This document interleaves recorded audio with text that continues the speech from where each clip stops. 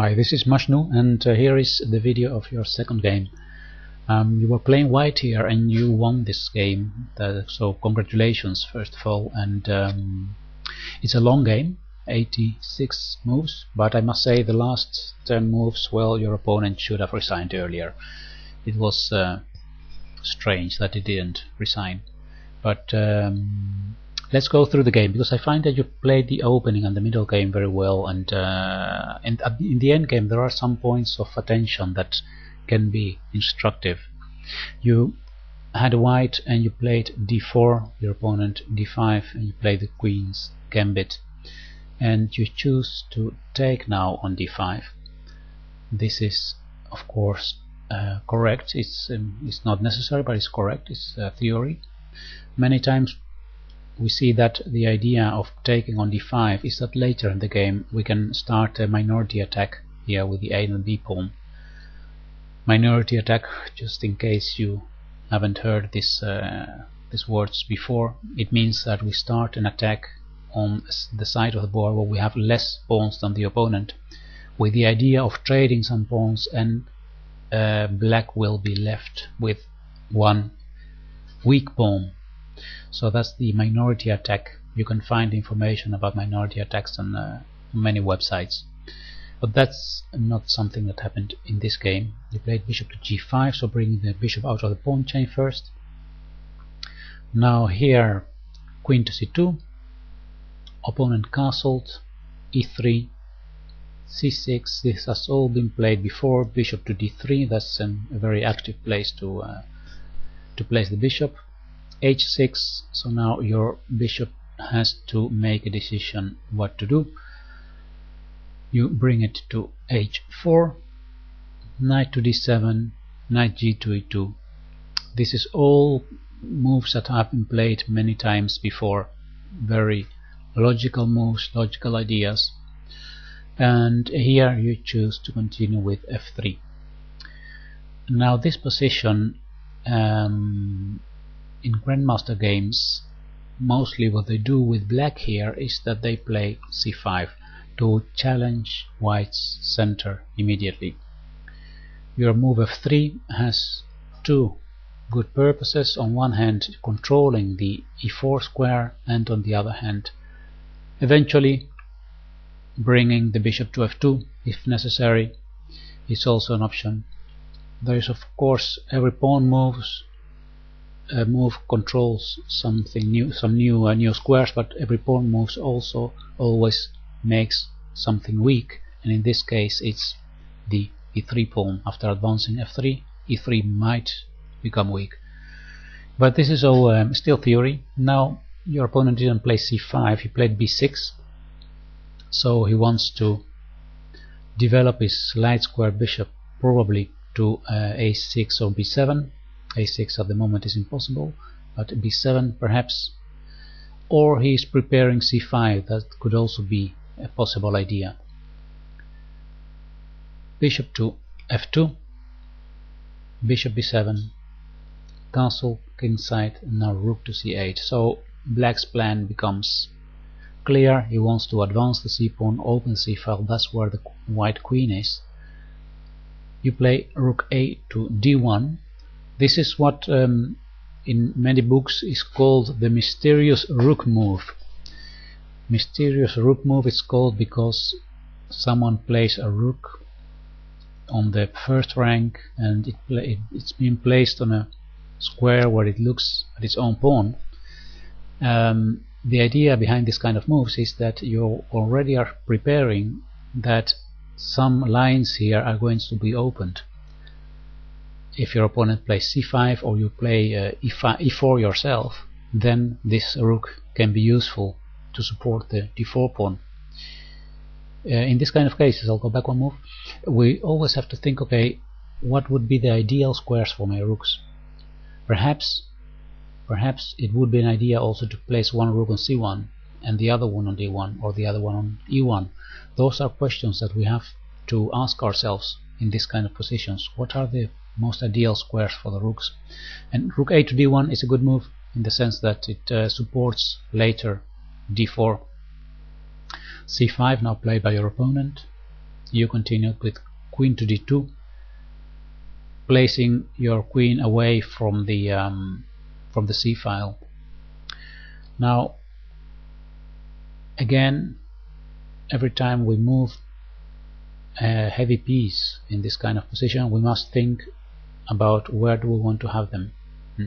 The queen on d2 is standing well in the sense that it cannot be attacked by the two rooks later here, and perhaps if later you play e4, the square f4 might become interesting to control. Now your opponent becomes a bit too enthusiastic, I find. If I were black, I would think that it would be good to activate this bishop on e7, and I would think about moves like bishop to d6 to place it on this diagonal, and also to open the e file for the rook.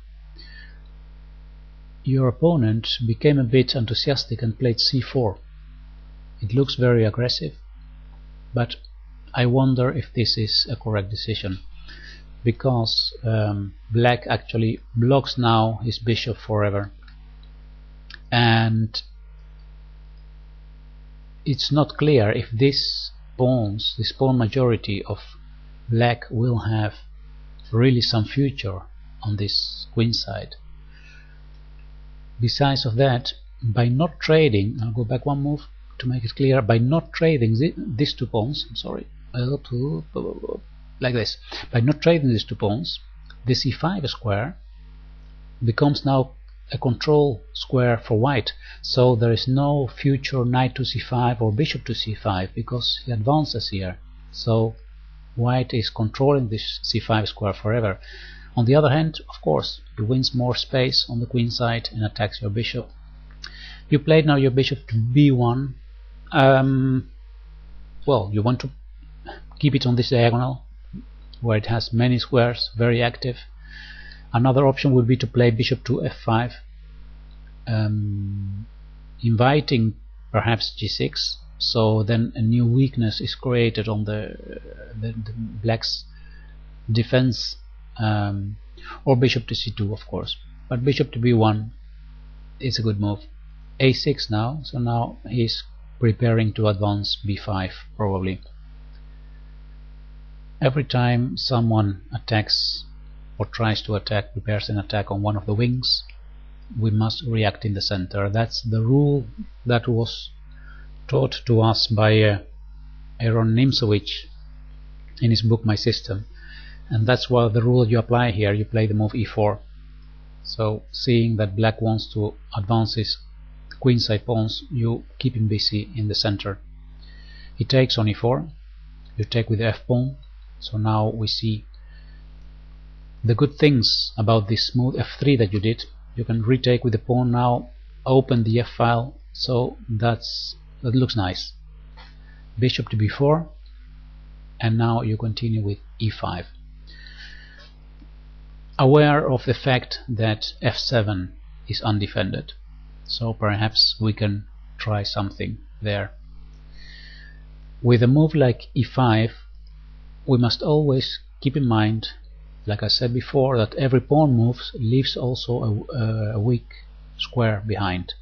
Right now these two center squares are controlled by white, and by advancing the e-pawn, the e5 square becomes available, d5 square becomes available for black.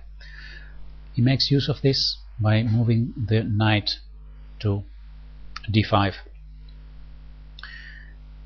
Here you continue with queen to c2, threatening a little thing on h7 and also bringing the queen out of this pin. Now here it's interesting that a few moves before I mentioned that moving the bishop to f5 could provoke the weakness g6, and in fact the same happens now. Well, your opponent could have played the knight to f8 to defend h7, but he chose to play g7, g6. When this kind of things happen, we must always be happy, because it means that a new weakness arises now, h6 and f6 might become weak, and also we can start thinking about options of sacrificing a light piece on g6 in the future. Here you took on d5, he took on d5, and you played bishop to e3, already targeting h6. Black replied king to g7, and now it's time to activate our pieces even more, to try to include all our pieces in the attack, and that's exactly what you did. Knight to f4, attacking the bishop on d5 and also preparing eventually a sacrifice on g6. Your opponent saw these two things and played a very good defensive move, knight to f8. Here you took on d5 and he took with the queen, and then you played queen to c1. I'm not sure if this is the best decision. When I saw this position, when I reviewed your game the first time, I thought let's say the target point is probably f7 and f6. f6 right now looks like a nice place to enter with the queen. So I was thinking, what about queen to f2, with the idea of entering here on f6.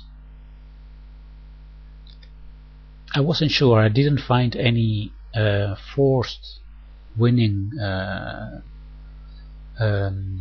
variation. Black can defend this f6 point with knight to h7, and then we can use of the second weakness, make use of it by playing queen to f4, attacking h6 now. So this could be a different way of making use of these weaknesses of black. The big difference between this and your choice, and let's go back to that moment, after queen takes d5 you play queen to c1, is that in this battery here towards h6 it's the light piece in front, and we would like actually to be just turn around the bishop behind the queen, so we can threaten queen takes h6. That's why I think that the maneuver queen to f2 and after knight h7 queen f4 is something that is important being aware of, this kind of possibilities. Now of course he doesn't need to play knight to h7, there are also other options like playing queen to e6 or f5 perhaps even, but well, it goes now too far to go into this sideline. You played queen to c1, your opponent replied h5, so he doesn't lose this this pawn. Now rook to f4. I suppose your plan is to play the other rook to f1 and put pressure on f7. You're using the characteristics of the position. Queen to c7 is defending this f7 pawn now. Now you play bishop to e4. So this is another consequence of this rook to f4 move. You can play this move chasing his queen away from that square. The queen goes to d8 and now rook f6. So we have several possible attacking points. g6 and f7 are there, and also h6 is weak. So we can say that we have here a very promising position. Your opponent replied rook to e6. He wants to get rid of this this rook on f6, and now you play the other rook to f1. b5 played by your opponent, a move that doesn't do much right now, and here you choose to play your king to h1. Now I wonder what your idea was here. Of course it's good to play the king to h1 with the idea of having your king on a more safe place, and eventually wanting to advance perhaps the g-pawn to break open this this king's defense. It's not easy to to look for alternatives, but we can find, if we think that g6 could be a point that can be attacked, then perhaps queen to c2 is an idea, to place the queen and the bishop both now targeting this g6 point. If he tries to open the c-file here, then it's not that clear. Perhaps queen c2 targeting g6, perhaps this is a refutation, but we can of course simply close this. It looks a bit risky, I must say, but if we close this not to open the c-file, well, we must be sure about this, because if we are not sure, then eventually in an endgame this pawn can become a secret weapon that we must be careful about. The question is whether this is enough for white to continue his attack. Can black take on f6? Rook takes f6 or e takes f6? Rook takes f6, attacking g6. It's not that clear, because he has also moves like this. Well, then a6 would fall, but perhaps without changing rooks, played bishop to e7 now. Is that something? Let's see what happens if he plays bishop to e7 here. Oh no, of course, then he blocks the defense of f7, so then rook takes f7 is winning. So that means that if he wants to play bishop to e7, he will first have to trade rooks here. Rook takes, now bishop e7. We can take the pawn, becoming greedy, or we can stay on the f-file by playing rook to f1. It's not very clear. It's not very clear. Let's go back to your game, because this was just, I was thinking about this queen to c2 move. Well, you did a defensive waiting move, king to h1. Your opponent replied rook to e7, and now you gave a check on h6. The king goes to g8, and now you took the knight on f8. Well, actually, by moving the bishop to h6, you make space for your queen to help in this pressure against f7. So queen to f4 must be a good move here. Queen to f4. Do we need to worry about queen takes d4? I don't think so. There is so much pressure against this kingside that if we take on f8, and then we can take on e6. So bishop takes here, and if it takes here, we can take on e6, and black is in serious trouble here.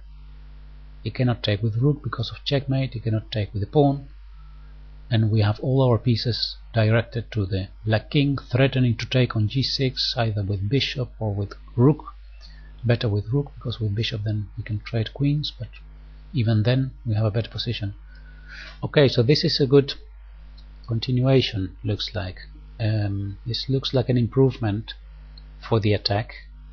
So instead of bishop takes f8 right now, queen to f4, placing more pressure on black. This looks very good, but of course after bishop takes f8, still you have a beautiful position. Still the pressure is there. He took with queen, and now you took on g6, check. Excellent, spotted. That is time now to it's time for action. You have placed all your pieces, putting pressure on the king side, so it's time to calculate where you can strike. He took with the rook, you took the rook, and now he played queen to d8. Bishop takes h5, rook to c7, and now you play the rook to queen to f4. It's very difficult now to defend this for black. He played queen to e7, and here we must try to make use of this open G file. I'm looking at different possibilities. Any check on the G file, so queen G4 check, queen G3 check, things like that, or bring the rook from F1 to F3 with the idea of giving check on G3, and after king goes to F8 then queen H6 check, or perhaps queen H6 check before first and then threatening checkmate with rook to G3. That looks promising, but let's have a look first at the most forcing move, the check. If we give a check here, rook F3 comes later. If we give a check here, if he goes to H8, then you can place your queen on the H file. If he goes here, then, or we can also take on F7 immediately. Rook takes F7, looks very promising, but queen to H3 looks also very good, threatening to take with check. So this is very good. If he goes to F8, then can we play the pawn is pinned on F7, so perhaps we can put enormous more pressure on F7, threatening rook takes F7 check, winning. I think this is just the one position for white, right? So this is the option of queen G4. What about rook F3? I had a short look about rook F3 before, and I thought that this was very promising as well for white, since we are threatening queen to H6. This is the threat, controlling with the queen all this square, so then rook to G3 is checkmate. That's the idea. If you try to escape it right now, check, king to E8, and now can we take on F7 or play E6? We have the square E3 for the rook now that is defended then by the queen, so if it takes with queen, then rook E3 wins the black queen, and if it takes, it cannot take with the pawn, so that means that we have again increasing the pressure on F7. He cannot take on E6. These are interesting attacking ideas that are, let's say, compared with what happened in the game, these are all forcing ideas. Let's say these are, more forcing moves with direct threats. In your game you did something interesting because you saw something else. You saw something else that is also in the position, and that is that you can advance your pawn and threaten fork here. So you play D5. Now interesting is that still you have everything controlled, so D5 must be a good move, but somehow you're changing your strategy, attacking here now with the pawns in the center. Let's have a look at what happened here. The rook went to D7 and you continue with D6, and now I played queen to E8. Still we have the possibilities of these checks on G4, G3, or rook to F3, and those the same ideas as before. Now you became a bit too enthusiastic in your attack by playing E6. This I understand that this kind of moves are so persuading to make, but we have to calculate this kind of position so well before we do something, because here he took with queen and suddenly he is defending F7 very well, and what do we get back? What is the compensation after this sacrifice of this pawn? I think that his defensive possibilities have become more now. So this move e6 is, I think, a mistake. It's e6. It looks optically very good to do, but the problem is that it takes simply with queen, and now he defends f7 very well with 3 pieces. Well, after this you saw another double attack here, attacking the queen, and the rook is behind it, and it took your pawn on d6. Of course, you take the rook now, it takes back, and you have the exchange more, so the position is much better for white still, but it starts becoming tricky. It starts becoming tricky in the sense that in this kind of endgames, with queens on the board still, we must be careful. We must really take care of how we do it. And let's see how you continue with h3, making a escape square for your king, so there is no back rank mate there. Bishop to d6, attacking the queen, and now you played queen to e4.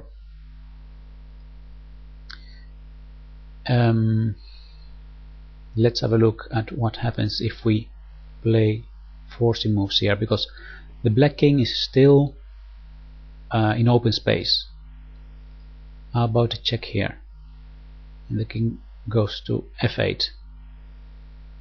Now we can pin the bishop with rook to d1. If you unpins it by queen to c7,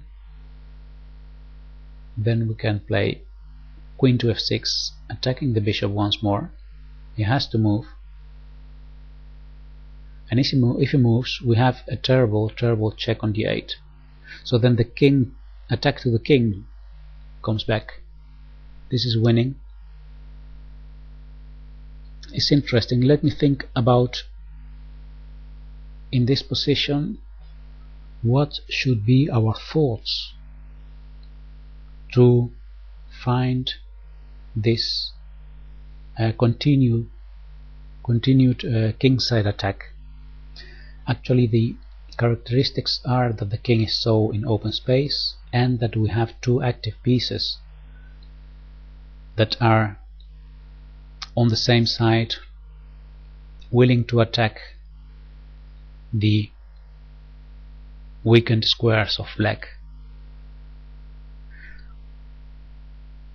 Let's see, rook to queen to g5. What if he goes to h8? No, this cannot be good. This cannot be good. Rook f6 followed by rook h6 mate. Let's see if it works. This is quite tricky, all these things, because we always have to calculate, is it really as promising as it looks like? Bishop f8 defending h6.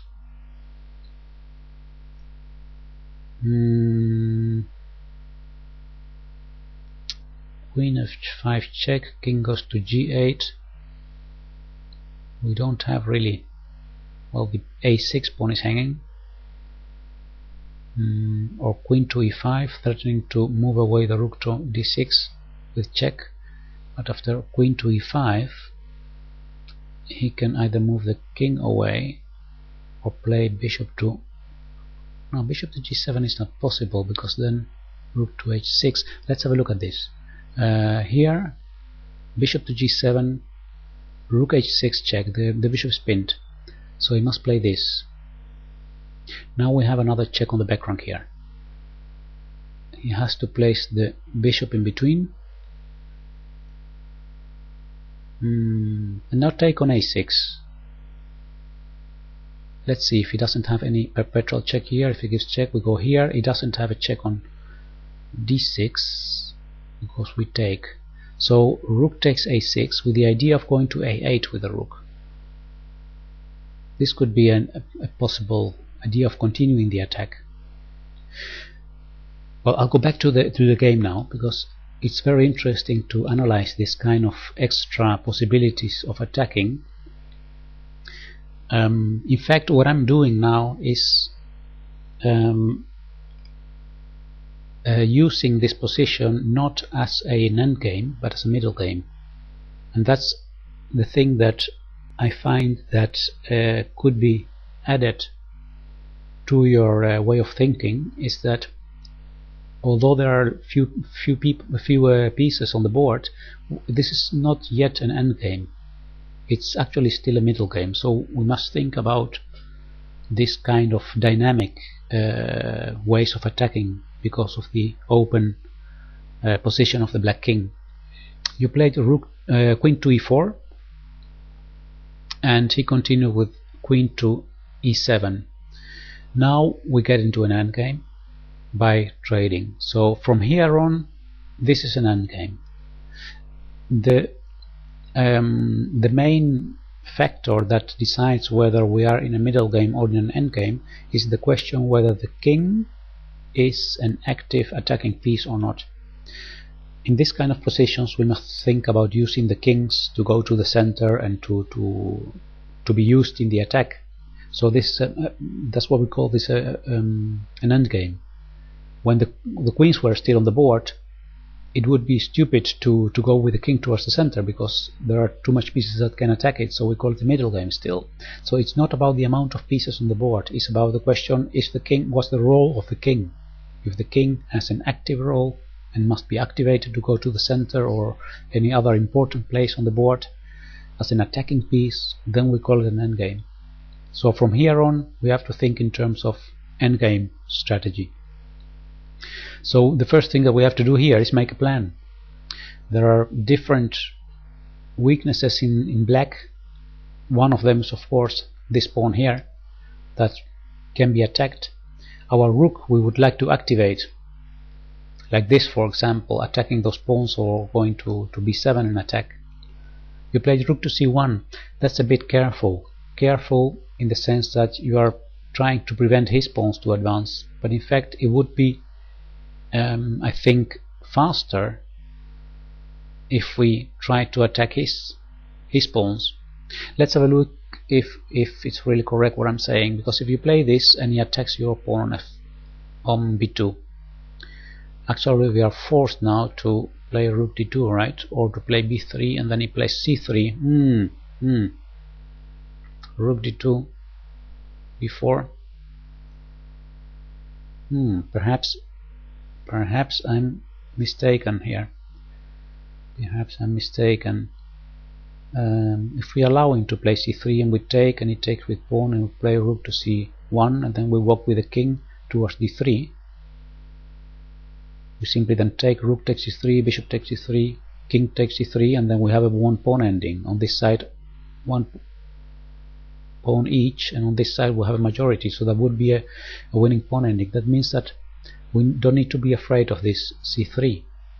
It's very important that we activate the king, because the black king will have to take care of this majority here. That gives us space to go to the other side. Let's see. King g1. What if he tries to advance? We take. He takes. Rook c2. This is my idea. He comes to the center and we go to that side. King g6, king e3, king f5 or g5, doesn't matter much I think. King to d3, king to f4. Can we take here on c3? No, this king is too advanced, so here we must actually give a check here, so we force the king to go back to defend the bishop. And now we can do it. Now we can give away here the exchange, and this is a one pawn ending. These are things that we must, this is how to plan in the endgame. We must think about what we want to achieve. I want to achieve a one pawn endgame, so I need to find a way to at certain point give away this exchange to reach this kind of position. But this is easily won for white.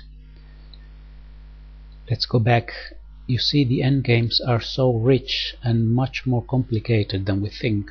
Well, my idea was to play rook to d1, but in fact, I don't know, perhaps rook to c1 is at least as good, because my plan to go to d7 and to attack these weak pawns, we don't have time for that because of this b4 and c3 idea. Bishop f6, rook to c2, late in the game, a5 now. g4 is correct, and that's your pawn majority, and you open the light squares for your king to advance. King g7, king g2, king g6, king f3, king g5. Now we must be careful about what this king wants. Does he want to go to h4 and take our pawn? You found a very interesting idea here, and that is that you play the move a4. You are actually forcing these pawns to become weaker. After b takes, you can take on c4, and now black has two weak pawns there, but the b2 pawn is falling as well. A very exciting moment here that we need to think. Bishop c3 is played to defend a5. We must make a good plan here, how to continue. Well, all the light squares, as long as we control one of the light squares in front of the black pawn, the pawn cannot advance because he has a dark squared bishop. That means that we can use the rook, like you did, rook to f4, to threaten to take the other pawn and to threaten to attack the black king. He played f6, you gave a check here. A little trick is in here that he cannot play king to h4 because of queen h5 checkmate, and then it's all over at once. So he must go back to g6, and now you can advance your own pawn. We are not controlling the light square in front of the black pawn, so he makes use of this by advancing his own pawn right now. A new check, king to g7, and now you play rook to c5. Attacks the bishop, bishop goes to b2, and now we have to go to a5 because we cannot allow this pawn to come too far. He plays a3, and from now on we have to keep an eye on a2, otherwise he advances and queens. We have, of course, the king. This is the powerful king that is being used now. King to h6, king to f5, king to g7, rook a7 check, king to h6, rook a8, king to g7, rook a6. So it looks a bit like while playing you are looking for how to make progress, and when this kind of positions happen and we don't have much time on the clock, I don't know how much time you had, but many times we are now on move 63, we reach this position when we have only perhaps 10 minutes left or 5 minutes left, and these are the moments where people start getting very nervous, in the sense of how do I have to win this. That's the thoughts that come to our mind. The position is much better for white, but how to do it? He played here king to h7, and you found the move h6. What if he takes? He didn't take in the game, but what if he had taken? The idea is to play g5 check, because now the pawn on f6 is pinned. If he goes to g7, then we can take with check. If it takes, we take the bishop. If he goes to f7, we have a check here, forcing him to go to the back rank, and then it's almost ended because we have all kind of mating patterns there on the back rank with good threats. So this is I believe this is absolutely won. So in case of he takes, then this is what we get. He didn't take, he played bishop to d4, actually giving now the pawn on a3. Did he have any other alternative? I don't think so, because moving the king leads to king to g6, and in fact we can say this is a kind of zugzwang position. It's a beautiful move, h6 in this position. It's excellent. h6. Is there any other option for black? King to h8 or to g8, then follows king to g6 with mate threat and threat of advancing the h-pawn further. Yeah, this is just very, very good. Bishop to d4. Rook takes a3. King takes a6. Rook to a6, threatening to take on f6, having a one-pawn ending. He goes to g7. This is a waiting move, attacking the bishop. He goes to a1, and now you give a check here. He goes to f8, king to g6, king to e8, rook to f7, and now you are threatening to take on f6, and there is no way to prevent it. This is exactly what needs to be done here, is to simply simplify the position towards a one-pawn endgame. Here in fact he could have resigned already. It's move 73. I'll go fast through this because he continued, and even here he continued playing. This happens sometimes when people are a bit frustrated because they didn't manage to save the game, so they need to do some more moves to calm down emotionally, and then in this position he resigned, so he was a bit calmer now and could shake hands with you and congratulate you. Alright, so this was the game. It's a very interesting game. It has different interesting parts. We see after the opening options to attack the king, the black king. We saw moments where we could activate our pieces very well, use all the pieces in the attack. We also saw what happens when we get too enthusiastic. I'll go to that position here. When you played e6, that is a tactic mistake. And we also saw where it leads when we go into this endgame, where it needs to be played well with white. These are endgames where when you meet this, you have to say to yourself, anything can happen. I must be careful because anything can happen. I can still lose this game. Many people get overconfident in this kind of endgames, and they think I've won already, so I only need to win it with a few moves, and they start moving fast, and then believe me, many people lose these positions with white because they think that they don't need to invest any thinking energy in the position, and that's not true. The game is ended only when your opponent resigns, so you have to stay concentrated in any kind of position. Alright, I hope you found my commentary useful to this game. So I'll return to the initial position and I'll say goodbye to you.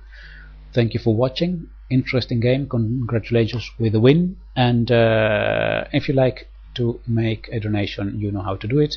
So I'll just say goodbye and see you next time. Bye bye.